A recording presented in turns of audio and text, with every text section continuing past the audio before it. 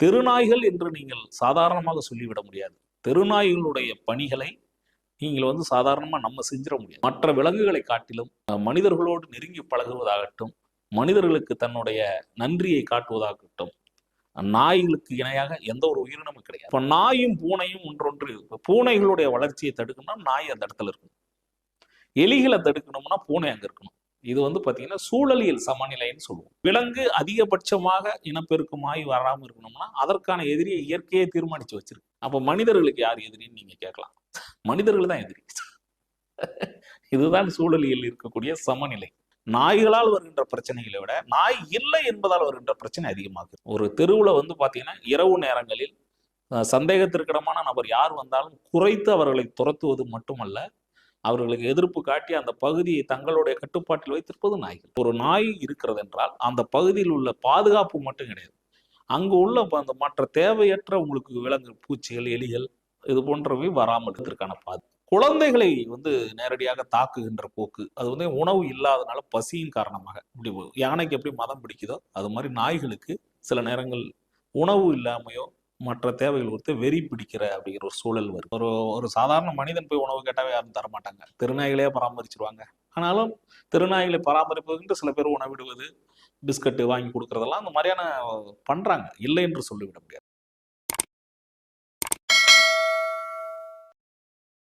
கணம் தொலைக்காட்சி நேயர்களுக்கு வணக்கம். இன்றைக்கு அகில இந்திய அளவில் உச்சநீதிமன்றத்தின் தீர்ப்பினால் தெருநாய்களுடைய பராமரிப்பு மற்றும் அது குறித்த பல்வேறு பிரச்சனைகள் தொடர்பாக ஊடகங்களிலும் பத்திரிகைகளும் செய்திகள் வந்து கொண்டிருக்கின்றன.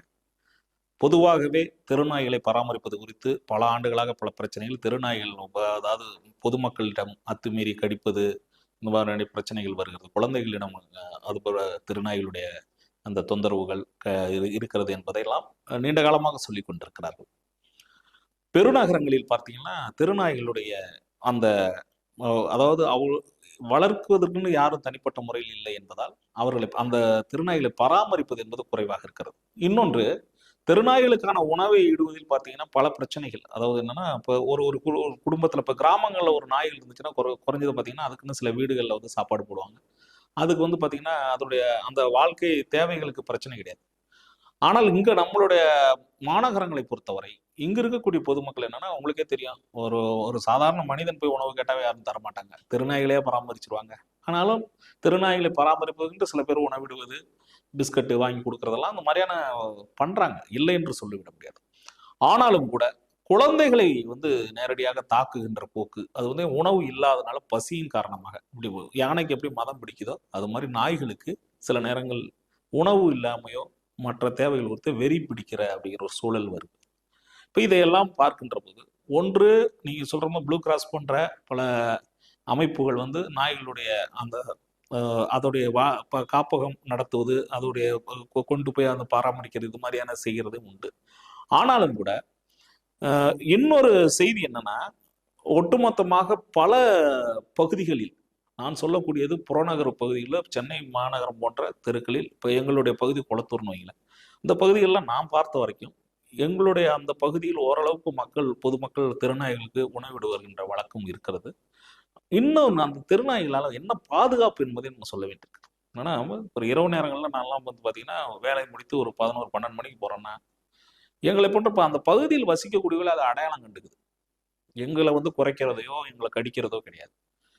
ஆனாலும் கூட அந்த நாய்கள் குறித்து பார்த்தீங்கன்னா பராமரிப்பு, நான் என்ன சொல்றேன், இப்போ மாநகராட்சி பகுதியில் நாய்களை பராமரிப்பது எப்படி, இன்னொன்று பார்த்தீங்கன்னா அதுக்கு நாய்களுக்கு சில நேரங்களில் நாய்களை கட்டுப்படுத்துவதாக ஊசி போட்டு அதற்கு அந்த இனப்பெருக்கத்தை தடுக்கிறத அந்த நடவடிக்கைகள் கூட உண்டு. அதையெல்லாம் கூட சில நேரங்களில் எடுத்துக்கொண்டிருக்கிறார்கள். ஆனாலும் கூட இப்பொழுது ஒட்டுமொத்தமாக இந்த தெருநாய்களை எல்லாம் அகற்றிவிட்டால் என்ன ஆகும் அப்படின்னு பார்த்தீங்கன்னா, சமநிலை, அதாவது சூழலியல் சமநிலைன்னு ஒன்று இருக்கு. இப்போ உங்களுக்கு ஒரு நாய் இருக்கிறது என்றால் அந்த பகுதியில் உள்ள பாதுகாப்பு மட்டும் கிடையாது, அங்கு உள்ள அந்த மற்ற தேவையற்ற உங்களுக்கு விலங்கு, பூச்சிகள், எலிகள் இது போன்றவை வராமல்பதற்கான பாதுகாப்பு. இப்போ நாயும் பூனையும் ஒன்றொன்று. பூனைகளுடைய வளர்ச்சியை தடுக்கணும்னா நாய் அந்த இடத்துல இருக்கணும், எலிகளை தடுக்கணும்னா பூனை அங்க இருக்கணும். இது பார்த்தீங்கன்னா சூழலியல் சமநிலைன்னு சொல்லுவோம். எப்படின்னா, ஒரு விலங்கு அதிகபட்சமாக இனப்பெருக்கமாய் வராமல் இருக்கணும்னா அதற்கான எதிரியை இயற்கையை தீர்மானிச்சு வச்சிருக்கு. அப்ப மனிதர்களுக்கு யார் எதிரின்னு நீங்க கேட்கலாம். மனிதர்கள் தான் எதிரி. இதுதான் சூழலியல் இருக்கக்கூடிய சமநிலை. உங்களுக்கு அறிவியலில் ஒரு வார்த்தை உண்டு. எந்த ஒரு உயிரினம் தன்னை தகவமைத்துக் கொள்கிறதோ அந்த உயிரினம் நீண்ட காலம் வாழும். இயற்கை அதற்கான.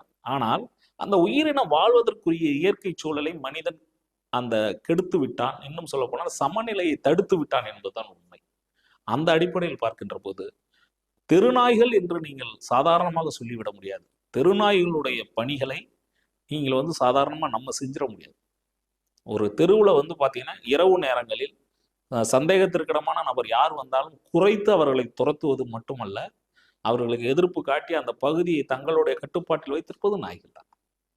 இதையெல்லாம் சொல்லுகின்ற போது பார்த்தீங்கன்னா பாதிப்புகள் உங்களுக்கு வந்தால் நீங்கள் சொல்லுவீங்க அப்படின்னா உண்மைதான். பாதிப்பு வரும்போது எல்லாருக்குமே நம்ம கூட சில காணொலிகளை பார்க்கின்ற போது குழந்தைகள் தனியாக போகும்போது நாய்களுக்கு குழந்தைகள் மற்றவங்க அப்படிங்கிறது இல்லை. பொதுவாகவே நான் என்ன சொல்றேன்னா அதுகளுக்கு உணவு தேவை இருக்கிறது. உணவு தேவையை தீர்மானிக்க இடத்தில் நான் என்ன சொல்றேன், நாய்களுக்குரிய உணவை கொடுப்பது என்பது நான் என்ன சொல்றேன், நாய் ஒரு வேட்டை விலங்கு. நன்றா தெரிஞ்சுக்கங்க. நம்ம மனிதர்கள் நினைக்கிறது மாதிரி மனிதர்களோடு இணைந்து மனிதர்கள் போடுகின்ற உணவை சாப்பிட்டு நன்றி விசுவாசம் காட்டுவதற்கான வேலை நாய்க்கு கிடையாது. அது ஒரு வேட்டை விலங்காக இருந்தது. மனிதனும் ஒரு வேட்டை விலங்கு. மனிதனும் வேட்டையாடி உணவு உண்டவன் தான் பழங்காலத்தில். அவனோடு இணைந்து ஒரு வேட்டை விலங்காக இருந்தது. மனிதன் காலப்போக்கில் காட்டிலிருந்து நாட்டிற்கு வருகின்ற அந்த ஒரு சூழலை தன்னை வாழ்க்கை முறை மாற்றுகின்ற போது மற்ற காட்டு விலங்குகளை விட நாய் இவனோடு விசுவாசமாக தங்கிவிட்டது. இதுதான் உண்மை. மற்ற விலங்குகளை காட்டிலும் மனிதர்களோடு நெருங்கி பழகுவதாகட்டும், மனிதர்களுக்கு தன்னுடைய நன்றியை காட்டுவதாகட்டும், நாய்களுக்கு இணையாக எந்த ஒரு உயிரினமும் கிடையாது. இன்னொன்று, நன்றி கெட்ட நாயே என்று மனிதன் சொல்லுவது கூட பார்த்தீங்கன்னா நாயை அவமானப்படுத்துவதாகத்தான். ஒரு சிறு கவிதையை உங்களுக்கு நினைவுபடுத்துவதற்கு நான் இந்த இடத்துல முக்கியமாக நினைக்கிறேன். வார்த்தை சித்தர் என்று அழைக்கப்பட்ட வலம்புரி ஜான் ஒரு கவிதை எழுதியிருந்தார். நாய்களுக்கு மட்டும் பேசும் சக்தி இருந்தால் மனிதன் மீது எப்பொழுதோ நம்பிக்கையில்லா தீர்மானம் நிறைவேற்றி இருக்கும் என்று சொல்லுவார். அதுபோல மனிதர்கள் செய்கின்ற தவறுகளை எல்லாம் நாய்கள் பொறுத்து போகின்றன. நாம் நாய்களை பராமரிக்கிறதை மட்டும் செய்யணும். நாய்கள் செய்கின்ற தவறுகளையோ நாய்கள் செய்கின்ற அசுத்தங்களையோ நம்ம எல்லாத்தையும் சரி பண்றது பிரச்சனை கிடையாது. ஒட்டுமொத்த நாய்களை ஒழித்து விட்டோ அழித்து விட்டோ நாம் ஒரு சூழலியல் சமநிலையை அமைக்க முடியாது. ஒருவேளை நீங்கள் சொல்லுவதால் நாய்கள் எல்லாம் மாநகர பகுதியில் இருந்தோ இங்கே இருந்தோ நீங்க தனியாக கொண்டு போயிடுறீங்க, எங்கேயோ ஒரு இடத்துல இல்லை, எந்த நாய்களும் இல்லை என்றால் அதன் பிறகு வருகின்ற விளைவுகளையும் நீங்கள் பார்க்கணும். ஒட்டுமொத்தமாக இப்போ உங்களுக்கு தெரியும், ஒரு சாதாரணமாக கொசுக்களுடைய உற்பத்தி தான் பின்னாடி டெங்கு காய்ச்சல்னு பெரிய அளவில் வந்தது. அதற்கான காரணம் தவளைகள் இல்லை அப்படிங்கிற ஒரு அறிவியல் காரணம் இருக்கு. தவளைகள் இருந்திருந்தால் அந்த தவளைகள் நீர்நிலைகளில் இருக்கும்போது கொசுக்களை அந்த முட்டை பருவத்திலே லார்வான்னு சொல்லுவாங்க. அந்த முட்டை பருவத்திலேயே அந்த கொசுக்களை அழிக்கக்கூடிய வாய்ப்புகளே தவளைகள் செய்யும். நீர்நிலைகளை அழித்து விட்ட காரணத்தினால் தவளைகள் உருவாக்க முடியவில்லை. அதனால் கொசுக்களுடைய ஆதிக்கம் அதிகமாகிறது. அதனால் உங்களுக்கு பார்த்தீங்கன்னா டெங்கு காய்ச்சல் உள்ளிட்ட பல்வேறு மர்ம காய்ச்சல்கள் வருகின்றன. இப்போ நாய்களையும் அது போல ஏதோ ஒரு காரணத்தால் இல்லாமல் செய்து விட்டோம் என்றால் நாய்களால் வருகின்ற பிரச்சனைகளை விட நாய் இல்லை என்பதால் வருகின்ற பிரச்சனை அதிகமாக இருக்கும். இதையெல்லாம் கவனத்தில் கொண்டுதான் நம்ம நடவடிக்கை எடுக்க வேண்டும்.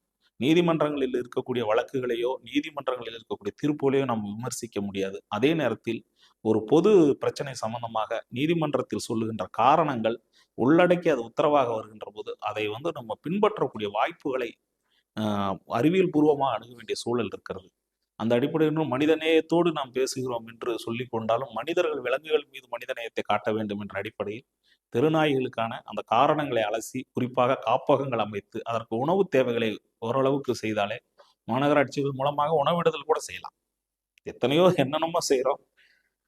மாநகராட்சி சார்பாக அந்தந்த பகுதியில் மண்டலத்தில் இருக்கு. ஒரு அதிகபட்சமாக உங்களுக்கு ஒரு 10 ஒரு குறிப்பிட்ட தெருவுக்குன்னு பார்த்தீங்கன்னா ஒரு 5 நாயிலிருந்து ஒரு 10 நாய் இருக்கும். காலை உணவு மதிய உணவு நான் என்ன சொல்றேன், இதெல்லாம் பண்ணும்போது மனிதர்களே உணவு இல்லாமல் இருக்காங்க, நாய்களுக்கு எப்படி போட முடியும் அப்படின்னு நம்ம கேட்கலாம்.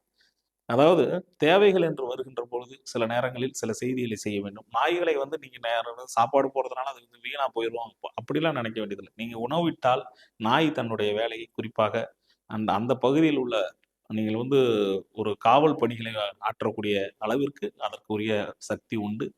உங்களுக்கே தெரியும், காவல்துறையிலேயே மோப்ப நாய் பிரிவு என்று உண்டு. அதெல்லாம் பார்த்தீங்கன்னா குற்றங்களை கண்டுபிடிப்பதற்கான பயிற்சிகள் கொடுக்கப்பட்டவை. அந்த அளவுக்கு பார்த்தீங்கன்னா அந்தந்த பகுதியில் வசிக்கக்கூடிய மக்களுக்கு ஒரு நுண்ணுணர்வால் பல பிரச்சனைகளை தீர்க்கக்கூடிய ஒரு விலங்குகள் தான் நாய்கள் என்பதையும் சொல்லிக்கொண்டு, வளர்ப்பு நாய்களை பராமரிப்பது எப்படி மனிதர்களுக்கு ஒரு பிடித்தமானதாக இருக்கிறதோ அதுபோல தெருநாய்கள் மீது நம்ம அன்பு காட்ட வேண்டும்.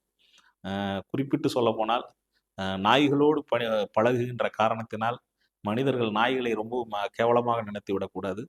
மனிதர்கள் தங்களுடைய பணிகளிலே நாய்களையும் உள்ளடக்கித்தான் செய்து கொண்டிருக்கிறார்கள். அந்த அடிப்படையில் பார்க்கின்ற போது வருகின்ற காலங்களில் குறிப்பாக தெருநாய்களுடைய அத அந்த வளர்ச்சியை குறிப்பாக அது பெருக்கத்தை தடுப்பதற்கான முயற்சிகளை விட்டுவிட்டு அதை ஒழித்து கட்ட வேண்டும் என்று நினைத்து கூடாது. தெருநாய்கள் வாழ்கின்றன, நம்மோடு வசிக்கின்றன. இன்னும் சொல்லப்போனால் அந்த பகுதிக்குரிய ஒரு காவலாளிகள் போல செயல்படுகின்றன. சில நேரங்களில் அதனுடைய தன்மை மனிதர்களே பார்த்தீங்கன்னா சில நேரங்களில் கோபதாபத்தோடு இருக்கிறோம். பல மனிதர்களுக்கு எதிராக இருக்கிறோம். பல மனிதர்களை கூலிக்கு பணம் வாங்கி கொண்டு கொள்ளுகின்ற சூழலை கூட மனிதர்கள் இருக்கு. அப்படியெல்லாம் நாய்களுக்கு அந்த உணர்வுகள் கிடையாது. நாய்களை பொறுத்தவரை திட்டமிடுவது கிடையாது.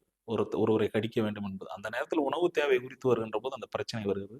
இதை ஒரு வல்லுநர் குழு அமைத்து, சமூக ஆர்வலர்களோடு வல்லுநர் குழு அமைத்து, விலங்குகள் நல வாரியத்தோடு பேசி இதற்கான ஒரு மாற்று திட்டத்தை உருவாக்க வேண்டும். இது போன்ற செய்திகளை எல்லாம் நம்ம அகில இந்திய சமூக விழிப்புணர்வு பார்வை சார்பாக உங்களுக்கு சொல்ல விரும்புகிறோம். இன்னும் சொல்லப்போனால் நம்முடைய கணம் தொலைக்காட்சியின் மூலமாக பொது பிரச்சனைகளை இது போன்று எப்படி அணுகுவது என்பது பொதுமக்களிடமே அவர் கருத்து கேட்டு நாங்கள் செய்து கொண்டிருக்கிறோம். அந்த அடிப்படையில் பார்க்கின்ற போது தெருநாய்களை கட்டுப்படுத்துவது என்பது எந்த அளவிற்கு முக்கியமோ அதே அளவிற்கு தெருநாய்கள் அந்தந்த பகுதியில் வசிப்பதற்கான ஒரு வாய்ப்பினை உருவாக்கி தர வேண்டும் என்பதையும், குறிப்பாக காப்பகங்கள் அதற்குடைய உணவு தேவைகளை எல்லாம் அந்தந்த பகுதியில் இருக்கக்கூடிய உள்ளாட்சி அமைப்புகள் செய்யலாம். உங்களுக்கு சமூக ஆர்வலர்களை கொண்டு வரலாம். அதற்காக உதவிட தயாராக இருக்கிறார்கள். அந்த அடிப்படையில் பார்க்கின்ற போது இதற்கானதை நம்ம ஒரு குறிப்பிட்ட ஒரு கலந்துரையாடலாக கூட செஞ்சு அதற்கான ஒரு மாற்று திட்டத்தை உருவாக்கலாம். அப்படி செய்தால் நீண்ட காலமாக இந்த மனிதர்களையே நம்பி இருக்கக்கூடிய நாய்களுக்கு நாம் மாற்று ஒரு செயலை செய்ததாகவும் மீண்டும் ஒரு நன்றியை காட்டியதாகவும் இருக்கும். நாய்கள் நமக்கு நன்றி காட்டுவதை மட்டும் நினைக்க வேண்டாம், நாய்களுக்கு நாமும் நன்றியோடு இருப்போம் என்று சொல்லி இந்த வாய்ப்பினை நல்கிய கணம் தொலைக்காட்சிக்கு நன்றியுடன் விடைபெறுகிறேன். நன்றி.